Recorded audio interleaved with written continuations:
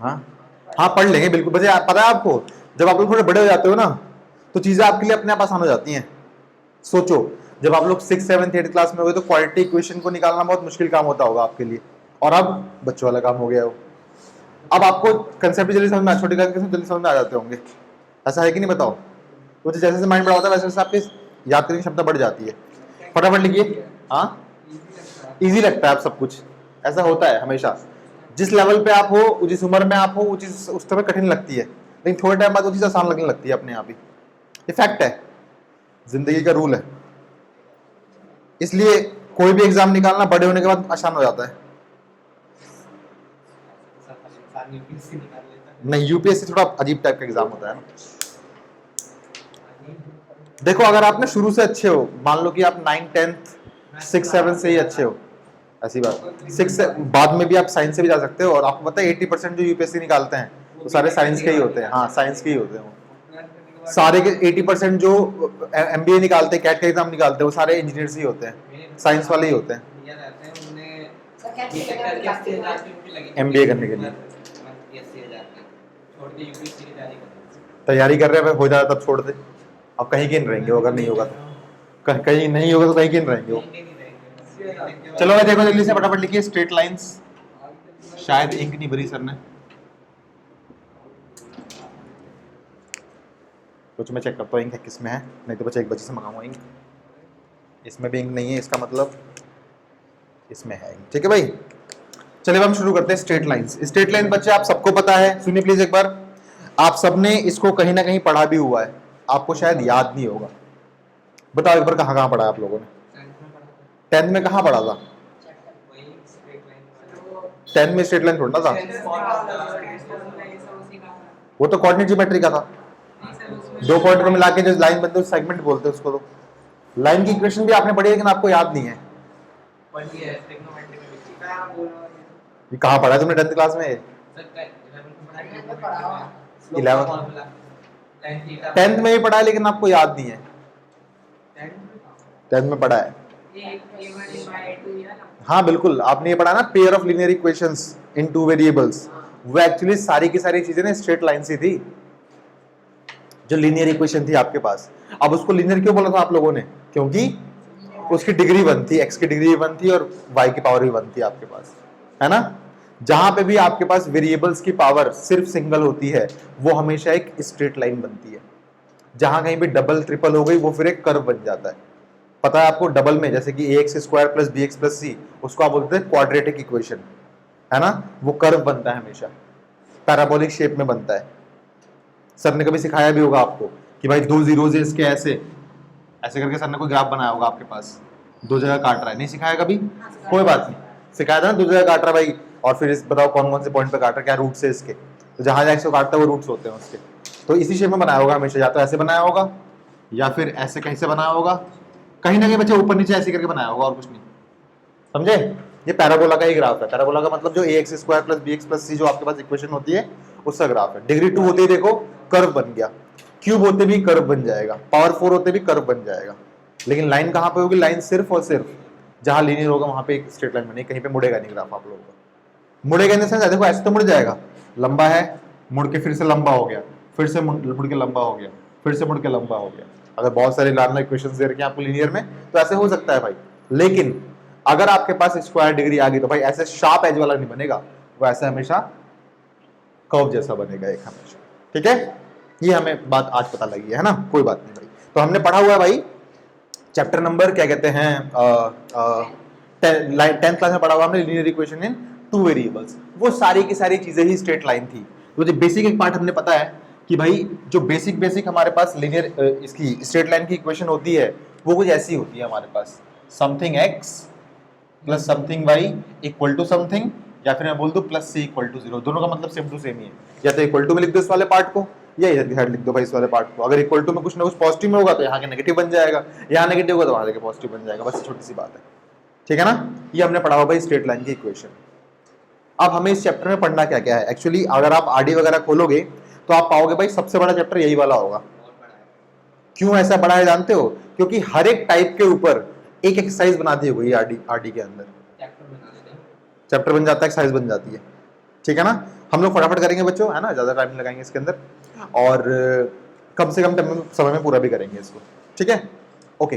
लेकिन बस याद रखिएगा कंसेप्ट समझना बहुत जरूरी है इसके अंदर, और अगर आपको टाइप्स याद होंगे तो ही आप अपने सवालों को कर सकते हो, बिकॉज सवाल में कौन सा टाइप कहाँ पे अप्लाई करना है माइंड में आपके स्ट्राइक हो जाना चाहिए अपने आप। वो सब कुछ प्रैक्टिस से आएगा या फिर आप अगर सही से पढ़ोगे सही से पढ़ने पे आएगा, ठीक है। चलिए हम देखते हैं भाई क्या क्या टाइप है। सबसे पहले अब हमारे लिए ये स्टैंडर्ड इक्वेशन नहीं है लाइन की, अब हमारे लिए लाइन की स्टैंडर्ड इक्वेशन ये बन जाएगी। स्टैंडर्ड इक्वेशन जो लाइन की बनेगी, मतलब जो इसमें हम हमेशा रिप्रेजेंट किया करेंगे, वो बनेगी हमारे पास ये y is equals to mx plus C, y is equals to mx plus C. ज्यादा मैं डिटेल में नहीं जाऊंगा इसके अंदर, मोटा मोटी चीजें बताऊंगा आप लोगों को, ठीक है।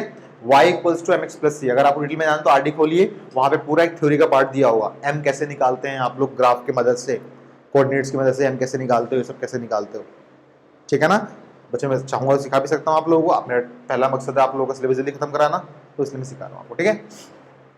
y is equals to mx plus C मैंने लिख दिया है यहाँ पे, ये आपकी होती है स्टैंडर्ड इक्वेशन। y तो आपको पता है वेरिएबल है, x भी आपको पता है वेरिएबल है, और ये हमेशा ही रहेंगे आपकी लाइंस के इक्वेशन के अंदर।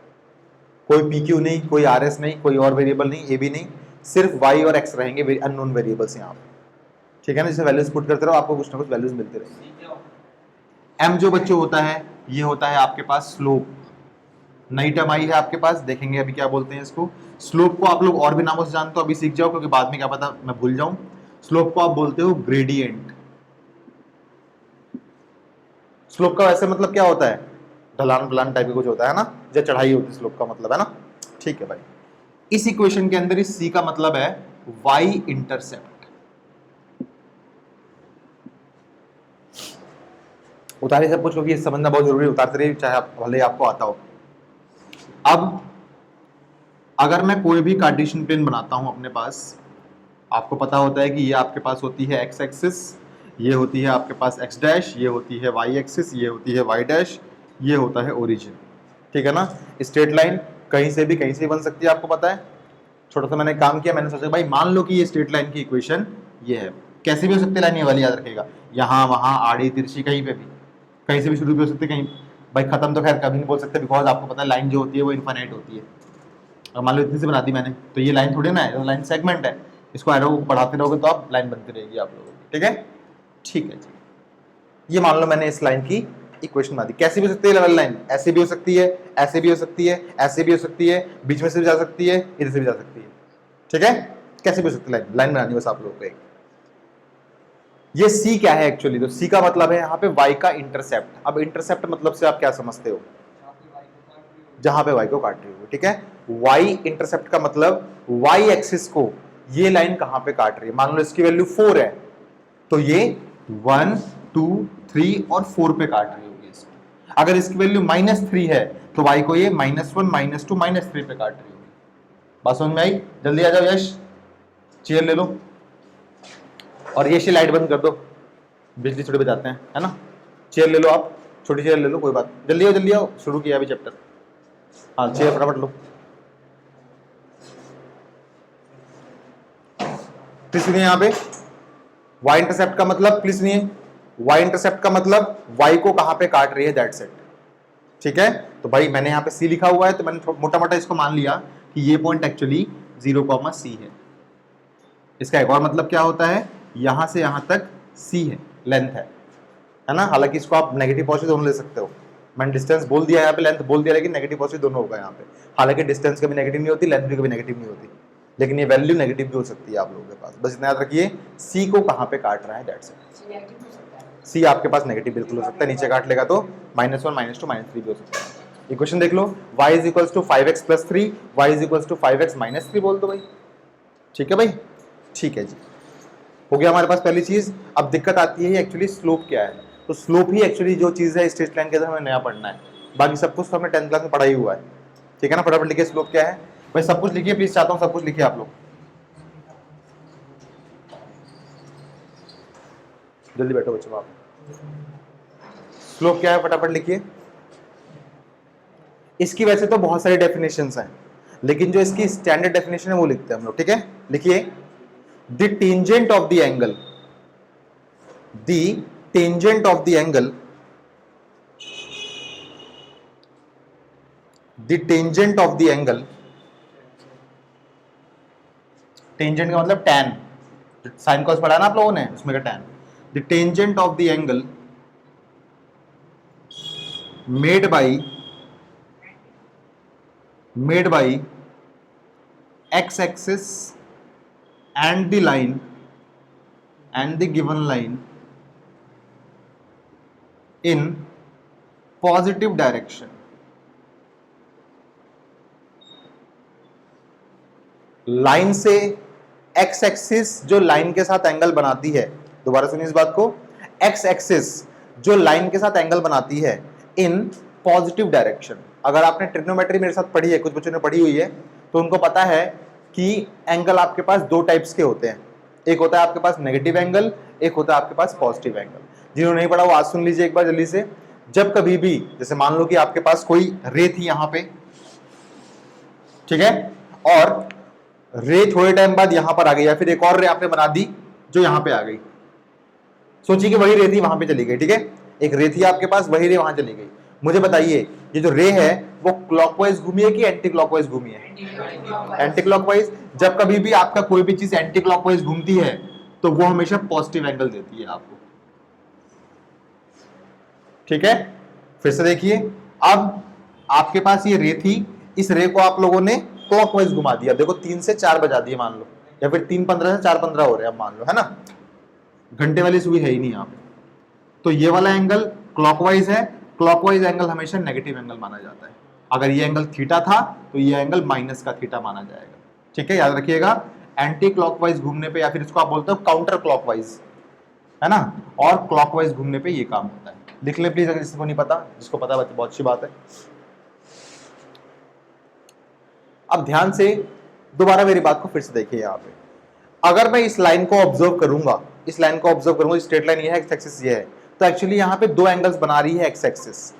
एक एंगल बना रही है यहां से लेकर यहां तक वाला, और एक एंगल बना रही है यहां से लेकर यहां तक वाला। मुझे बताइए दोनों में से पॉजिटिव वाला, देखो पॉजिटिव डायरेक्शन लिखी हुई है ना यहाँ पे, इसका मतलब कौन सा है? पॉजिटिव का मतलब है एंटी क्लॉकवाइज वाला। बताइए कौन सा वाला एंगल होगा? फर्स्ट वाला, सेकंड वाला?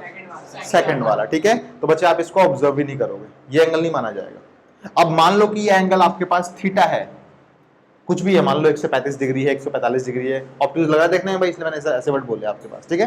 तो आप क्या बोलोगे? स्लोप जो होगा इस लाइन का वो कहलाएगा आपके पास tan of this angle theta. बात समझ में आई? ठीक है, चलिए एक और एग्जांपल लेता हूं ताकि आपको ज्यादा समझ में आए।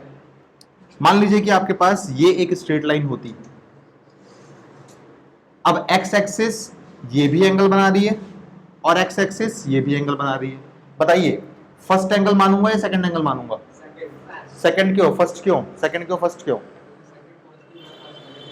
फर्स्ट वाला एंगल जो है वो क्लॉकवाइज घुमा रहा है। फर्स्ट वाला एंगल, मैंने कहा था मुझे 10 बजे का टाइम दूंगा तभी बच्चे लेट आएंगे, समझे? सही कहाँ है? आप लोग आते नहीं, मेरे मोटिवेशन डाउन होता है मेरा।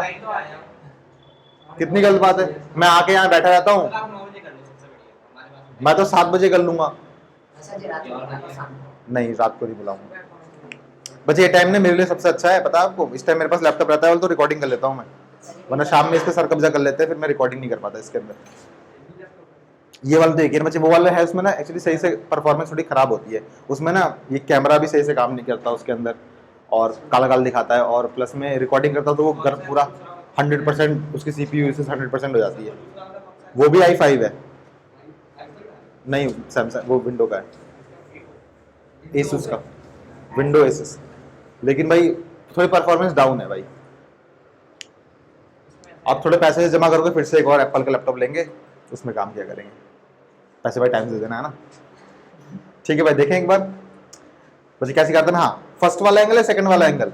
फर्स्ट वाला एंगल क्लॉकवाइज है, 9 से 12 बज रहे हैं, कभी एंगल नहीं लोगे आप, ये वाला छोटा सा एंगल होगा ये वाला। तो इस केस में आप इसको थीटा माना करोगे और फिर m = tan थीटा करके आंसर निकाल लोगे, ठीक है ना। ये आप बता दें मैंने स्लोप क्या होता है। स्लोप की सिर्फ एक डेफिनेशन बताई अभी मैंने आप लोगों को, जो काम की भी सच कहूं तो है, ठीक है। इसको लिख लिया हमने, एक मैंने इक्वेशन भी आपके पास सिखा दी। अब हम सीखने वाले हैं मेन सबसे इंपॉर्टेंट टॉपिक, जिसको हम बोलते हैं कितने टाइप की आपके पास इक्वेशन आती है, स्ट्रेट लाइंस की वेरियस इक्वेशंस कौन कौन सी होती है, लिखना है भाई यश, ठीक है। तो फटाफट लिखिए, इसको मिटा देता हूं मैं आपके लिए। और आपको अब लिखना है various forms of straight line या फिर various forms of equations of straight line.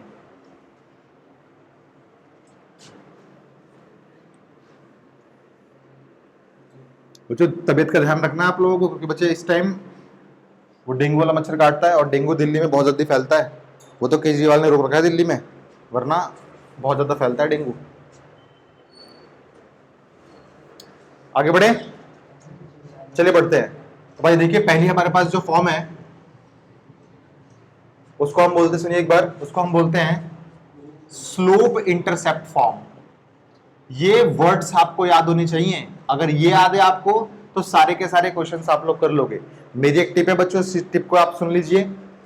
Straight line के अंदर जब कभी भी आपके पास कोई भी सवाल आएगा तो सबसे पहला आपका काम होगा एक उसका रफ डायग्राम बनाना। अगर आपने उसका रफ डायग्राम बना लिया तो 80% चांसेस होते हैं कि आप लोग उस सवाल को सोच लोगे अपने आप। अगर आप डायग्राम नहीं बनाओगे, सब कुछ लिखते रहोगे तो कुछ समझ में नहीं आएगा, क्योंकि हमेशा इसमें नया टाइप का क्वेश्चन आता है। याद रखिएगा इस बात को। एनसीईआरटी से आए चाहे ना आए, लेकिन मैंने आपसे बोल दिया जब भी कोई सवाल आएगा तो हमेशा आप लोग क्या करेंगे, सबसे पहले उसका एक रफ डायग्राम बनाएंगे। मुश्किल नहीं है, वजह आसान है। बस देखो, जो चीज बड़ी होती है ना वो अपने आप मुश्किल हो जाती है, क्योंकि उसमें याद करने के लिए बहुत सारी चीजें होती हैं। आप ठहरे छोटे बच्चे, आपका मेमोरी कार्ड कम है ना, तो याद नहीं कर पाओगे। मैं तो पढ़ा पढ़ा के सारे क्वेश्चन भी याद कर चुका हूँ, सारे के सारे। तो मेरे को तो भाई नया सवाल पता है कौन सा है, मेरे को अपने आप माइंड में आ जाता है कि ये सवाल में ऐसे काम करना है। भाई आप पहली बार पढ़ रहे हो तो आपको थोड़ी दिक्कत हो सकती है। आप भी इस लेवल पे पहुंच सकते हो। कैसे? अगर आप घर पे बार बार रिवीजन करो तो। आप लोग पता नहीं कितने काम करते हो, ये घर का काम करता है, बताओ। ये घर कहते हैं सब लोग घर के काम करने होते हैं, बताओ। ये पढ़ाई करो, पढ़ाई एक टाइम पे एक काम करना चाहिए, पता है आपको। बहुत ही चुनिंदा लोग होते हैं जो एक टाइम पे बहुत सारे काम कर सकते हैं, पढ़ाई भी कर लिया, थोड़ा काम भी कर लिया, कुछ भी कर लिया। लेकिन बच्चे, मैक्सिमम बच्चे जो होते हैं वो सिर्फ एक टाइम पे एक काम करने के लिए बने होते हैं। मैक्सिमम लोग भी होते हैं, सच कहूं तो, जो एक टाइम पे एक काम करने के लिए बने होते हैं। वो तो अलग चीज है, उसमें भी 100 में से, लाखों में से कोई एक आदमी होगा दोनों हाथ से लिख पाएगा। जो बच्चे, आपका माइंड तो एक ही है ना। क्या आप मुझे बताओ, इधर भी देख सकते हो, इधर भी देख सकते हो एक बार में? नहीं देख सकते ना। कोई ना कोई होगा दुनिया में जो देख सकता होगा भाई। अभी थोड़ा ना कि सब लोग ऐसा उसकी तरह बनने की कोशिश करोगे। भाई भगवान ने एबिलिटी नहीं दी तो कोई बात नहीं, कुछ और एबिलिटी दी उसका इस्तेमाल करते हैं। भाई ब्रेन तो एक ही है ना आपका, सिग्नल तो एक ही टाइम पे वही भेजेगा ना।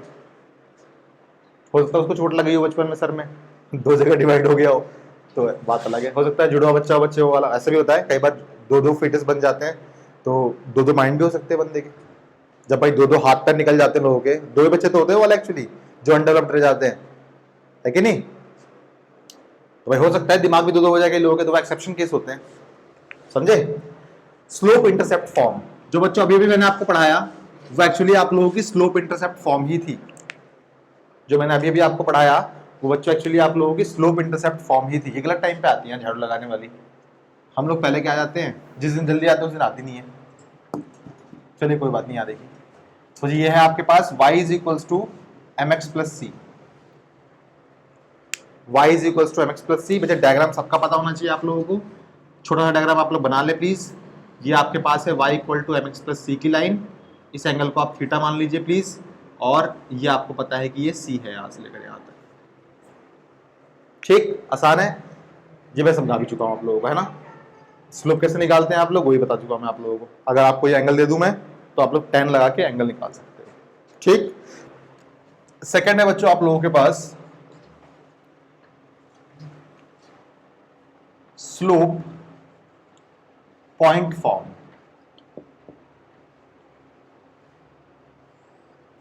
इस केस में क्या है, अगर मैं किसी भी स्ट्रेट लाइन की, देखिए केसेस इंपॉर्टेंट होंगे, आप सुनिए जल्दी से।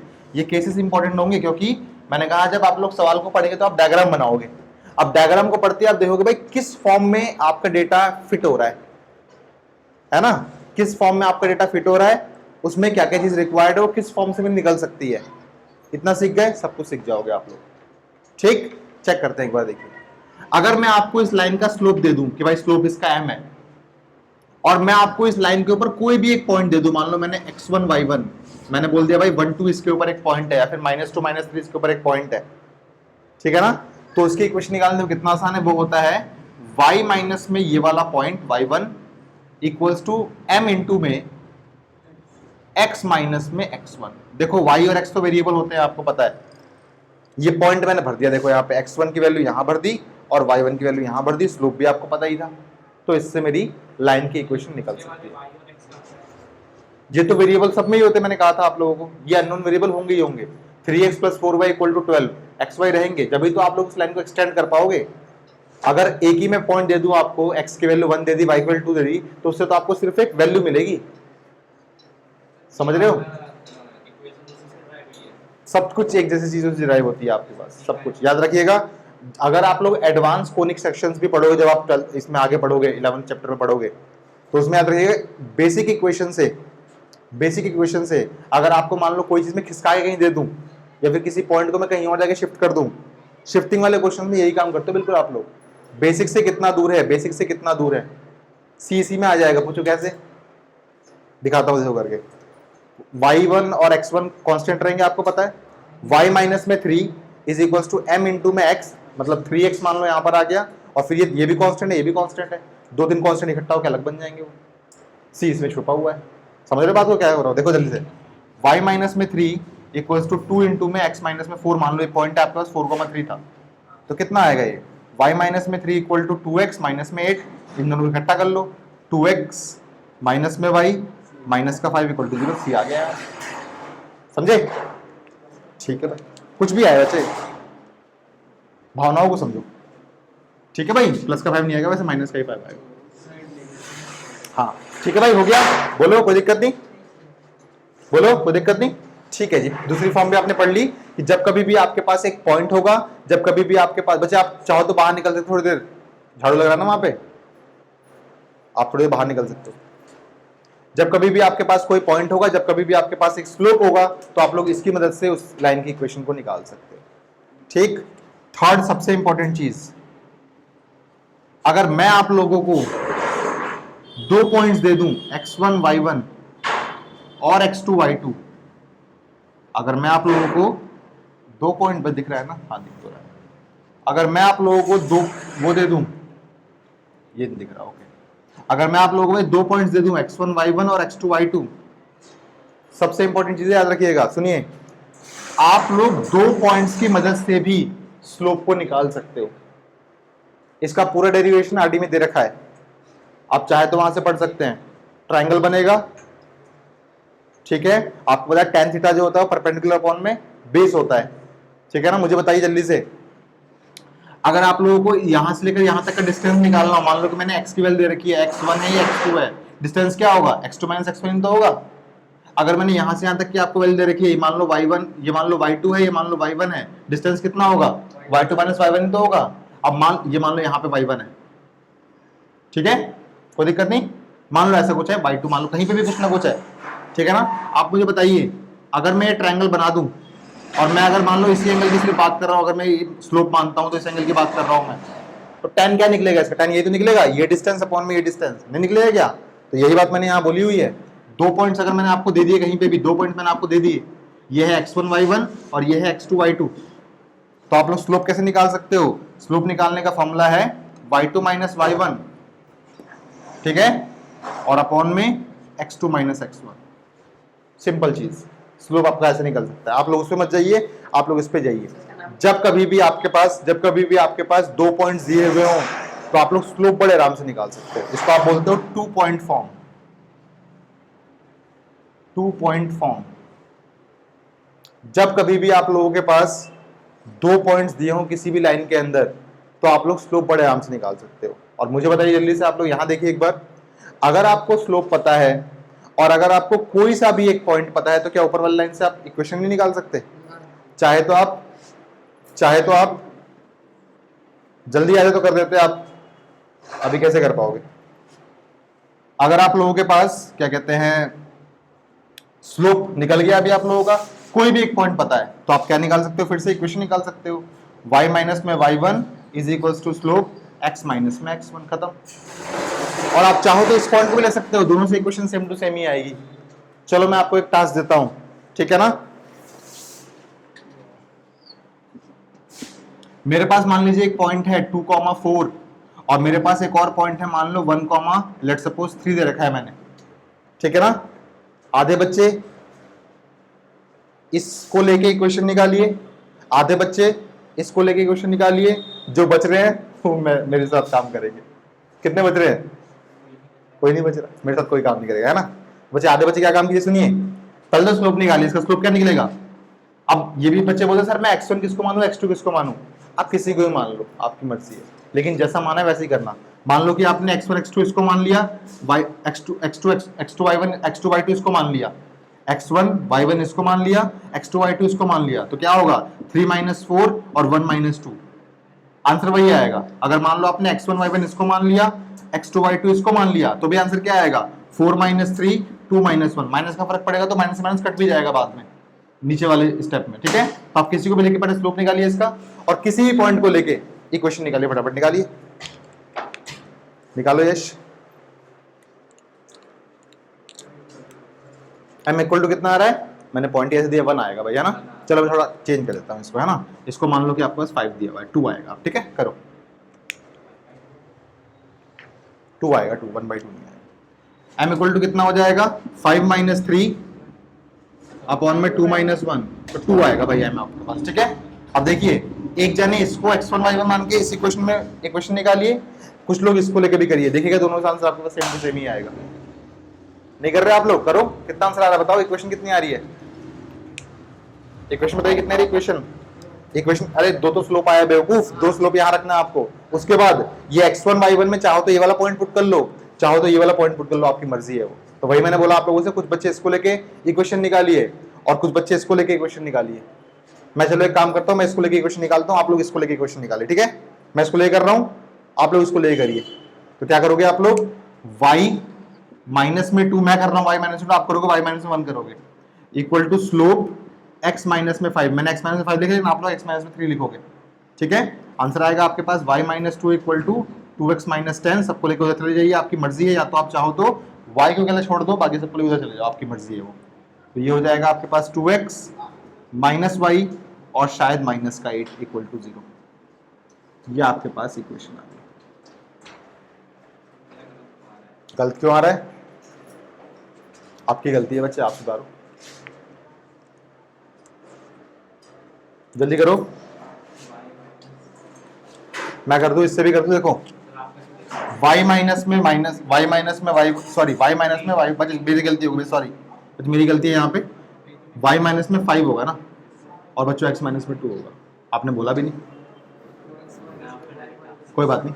तो बच्चों y माइनस में 5 इक्वल टू 2x माइनस में 4 उधर भेजिए, तो ये हो जाएगा बच्चों 2x minus y and plus 1 equals to 0, ये आ रहेगा उससे भी, तो ठीक है, इसका मतलब आसान है। वजह इसमें शॉर्टकट बहुत लग सकते हैं, पता आपको, इस वाले चैप्टर में शॉर्टकट बहुत लग सकते हैं, और वो शॉर्टकट सिर्फ और सिर्फ आपके 9th क्लास के शॉर्टकट होंगे, बताऊंगा आपको, चिंता मत कीजिए, धीरे धीरे बताएंगे, चिंता मत कीजिए।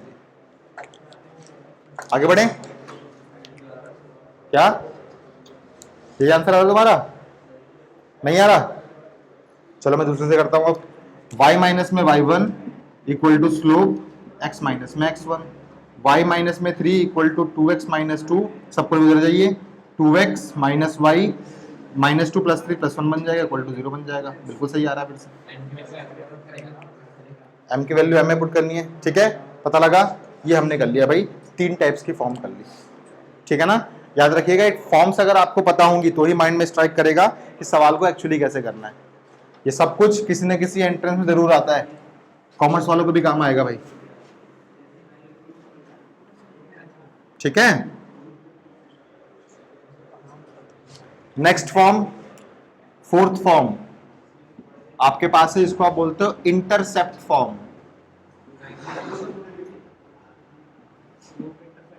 सिर्फ इंटरसेप्ट फॉर्म, इसमें आपके पास स्लोप भी दिया है और एक इंटरसेप्ट दिया है y वाला। अब मैं आपसे बोल रहा हूं कि मैंने आप लोगों को दोनों इंटरसेप्ट दे दिए, मैंने आप लोगों को x के ऊपर का भी इंटरसेप्ट दे दिया, यानी कि x को जहां पे काट रहा है मैंने वो पॉइंट भी दे दिया आपको, x को जहां पे काट रहा है मैंने वो पॉइंट भी दे दिया आपको, और y को जहां पे काट रहा है वो पॉइंट मैंने आपको दे दिया। मान लो x को काट रहा है वो a, 0 पे, और y को काट रहा है 0, b पे, तो इसकी इक्वेशन होती है x अपॉन में a प्लस y अपॉन में b इक्वल्स टू 1। सिंपल, याद रखिएगा, नेगेटिव पॉजिटिव चीजें हैं यहाँ पे, जैसे मैं एग्जांपल दिखा देता हूं आप लोगों को। मान लिए कि ये लाइन आप लोगों की कट रही है 0,3 पे और ये लाइन कट रही है आपकी 4,0 पे। तो इक्वेशन क्या होगी, x अपॉन में 4 प्लस y अपॉन में 3 इक्वल्स टू 1। आप इसको बोल सकते हो 3x plus 4y equal to 12 बोल सकते हो, अगर आप काट पीट करोगे तो, मतलब एलसीएम वगैरह लोगे तो। ठीक है। अगर मैं आपसे बोलता हूं कि लाइन आपकी ऐसे थी 0,3 पे काट रही है और -4,0 पे काट रही है, देखो क्या होगा, x को काट रही है -4 पे और y को काट रही है ये 3 पे, तो आंसर इसका अकॉर्डिंग चेंज हो जाएगा, 3x minus 4y equal to 12 हो जाएगा। बात समझ में आई? ठीक है। अगर मान लीजिए फिर से मैं चेंजेस करता हूं थोड़े बहुत, बोलो कुछ बोल रहे हो, ये है मान लो ये काट रही है -4,0 पे, ये काट रही है 0,3 पे, तो क्या होगा चेंजेस देखिए, x अपॉन में -4 प्लस y अपॉन में -3 इक्वल टू 1। आप चाहो तो इसको ऐसे लिख सकते हो, सुनिए एक बार, ये आप कैसे भी कर सकते हो, आपकी मर्जी है वो, लेकिन स्टैंडर्ड क्या बोलते हैं, स्टैंडर्ड ऐसे ही बोलता है आपसे। ठीक, और अकॉर्डिंगली आप चेंजेस कर सकते हो। ठीक है ना। एक और आपके पास होती है नॉर्मल फॉर्म, जो आपके सिलेबस में अब नहीं है, फिर भी हम उसको कराएंगे आपको, ठीक है, लेकिन पहले आप इतना सीखिए, कोई दिक्कत नहीं। हाँ लिख सकते, कैसे लिख सकते हो, सॉल्व करो, देखो ये एलसीएम आएगा -12, तो जब -12 एलसीएम आएगा ना इसका, शायद 12 एलसीएम ले लीजिए, कोई बात नहीं, ऐसे कर लीजिए, माइनस से यहाँ लगा लीजिए, एलसीएम 12 सब कुछ जरूर कर दीजिएगा आप लोग, है ना। ये वैसे आंसर नहीं है इसका, आप देख लीजिए क्या आंसर है इसका, है ना, मैंने देखा नहीं। ठीक है।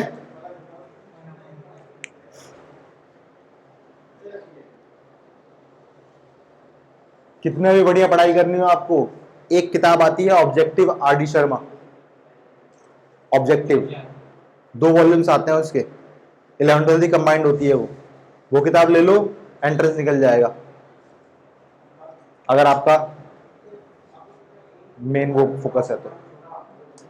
पढ़ाई उस लेवल की है हमारी, चिंता मत करो, चाहे रिक्वायर्ड है या नहीं है, मैं ऐसा पढ़ा देता हूँ आप लोगों को।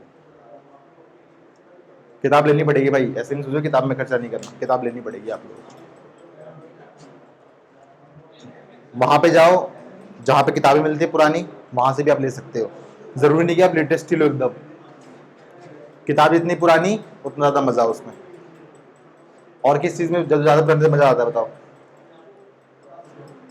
और जो चीज कौन पुरानी होती है उसमें मजा आता है, अच्छी होती है। हाँ देखो पता है, पियक्कड़ को पता है, क्या दारू है ना, होता है ना वाइन में, सुना है ना, मैंने पी नहीं, लेकिन डायलॉग तो पता है ना आप लोगों को, ये शराब इतनी पुरानी तो ज्यादा मजा आता है शराब पीने में। शराब बच्चे वाइन नहीं होती है यार, तो अलग चीज होती है। अरे नशा वशा होता ही नहीं होता उनमें। ठीक है भाई, आसान है, बोलो। ठीक है जी, हमने 4 फॉर्म्स पढ़ ली। अब देखो क्या करना होता है एक्चुअली आप लोगों को, कई बार क्या होता है, इनको कन्वर्ट करनी पड़ती है हमें इक्वेशंस को, ठीक है ना। जैसे मैं आपके साथ सिंपल एक एग्जांपल लेता हूं, उसमें मैं ये और ये कन्वर्ट करके दिखाऊंगा, हालांकि ये तो कन्वर्ट करना जरूरी है नहीं, बिकॉज ये तो इक्वेशन निकालने का तरीका है, टाइप तो सिर्फ ये है, टाइप तो सिर्फ ये है, और टाइप सिर्फ नॉर्मल फॉर्म होती है, वो मैंने अभी आपको कराई नहीं है। एक क्वेश्चन देखिए, दोनों पार्ट कराया था उसके अंदर, फिर हम थोड़ा आगे बढ़ेंगे, एडवांस क्वेश्चन भी करेंगे, चिंता मत कीजिए, मैं सिर्फ बेसिक बेसिक भी चल रहा हूँ अभी आपके साथ। ठीक, बिठाया बच्चों मैंने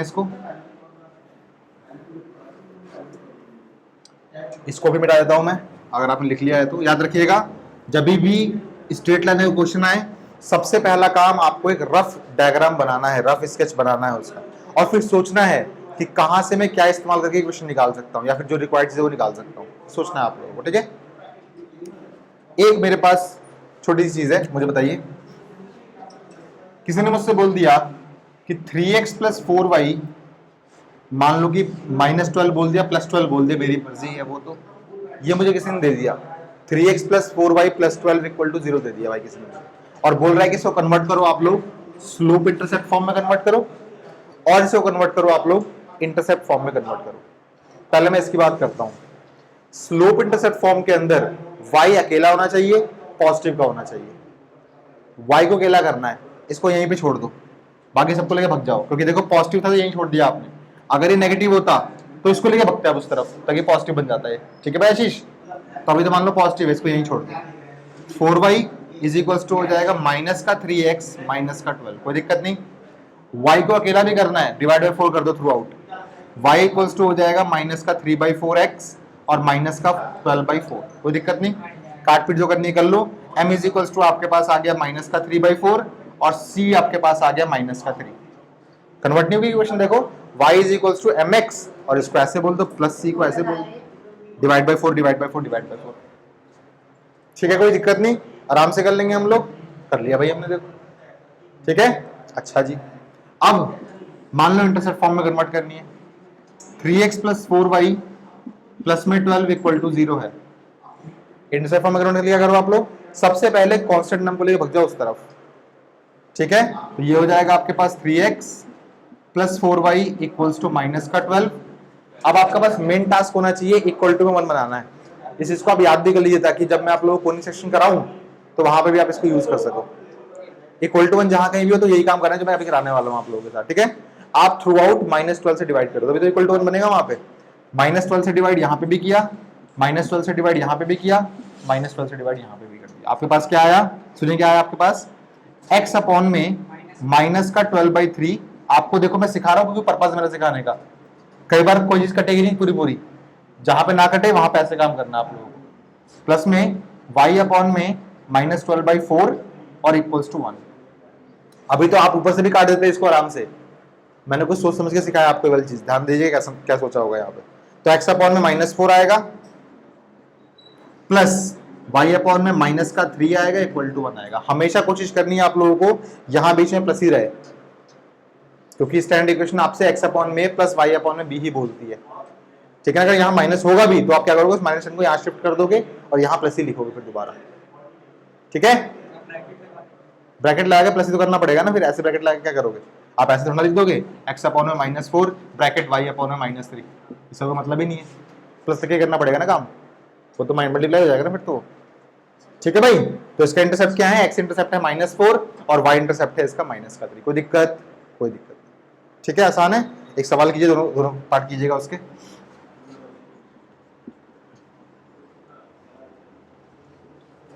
कीजिए इस सवाल को, दोनों पार्ट करके दिखाइए मुझे,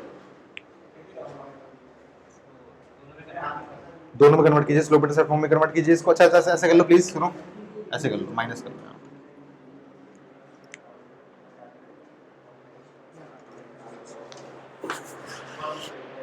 क्या हुआ यश, कितने बजे गए थे आज? 5 बजे। क्या करते जग के? ग्राउंड में गए थे।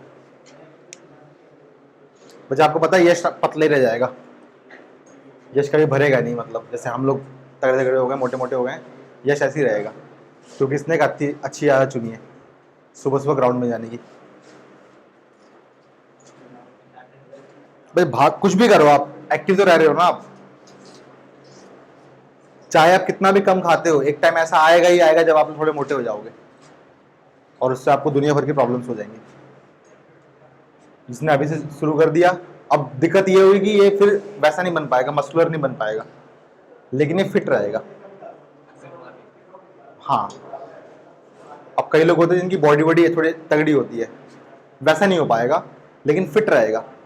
तो देखे चाइनीज जितने भी होते हैं, वो चाइनीज कभी भी वैसे बॉडी बिल्डर टाइप के नहीं होते, लेकिन वो फिट होते हैं हमेशा, चाइनीज जो होते हैं या फिर जो उत्तराखंड के लोग होते हैं वो लोग। नोटिस करना इस बात को कभी, कोई कोई होगा जो पतला थोड़ा ज्यादा होगा, लेकिन उत्तराखंड के लोग ज्यादा ये वो होते हैं, तगड़े होते हैं वो अंदर से, क्योंकि मेहनती काम करते हैं। मैं लगता हूँ तो मैं उत्तराखंड का हूँ, मैं नहीं लगता, तगड़ा हूँ ही नहीं। बस ये सब फैट है, जितना देख रहा हूँ सब कुछ फैट है, ये सब कुछ फैट है। ये जिम जाने का टाइम नहीं है किसी के पास यार। आपका कोई दोस्त है जिम वाला? बच्चे आप छोड़ दो, शुभम क्लास हो गई खत्म, ठीक है, छोड़ दो इसको।